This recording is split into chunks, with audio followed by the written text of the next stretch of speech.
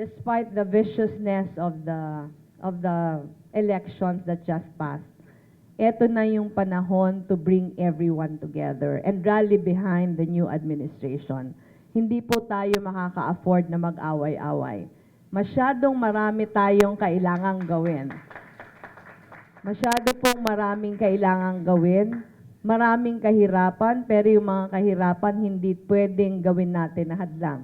But rather, we have to make the constraints and the limitations challenges, and we have to go past all of this. Kasi yung 6 na taon, mahaba yun, pero sa dami ng gagawin natin, maiksi lamang yun.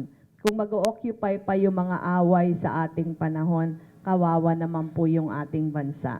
Kaya ako po bilang pangalawang Pangulo, I believe that the number one responsibility now is to help rally everyone behind the new administration. This administration deserves our support.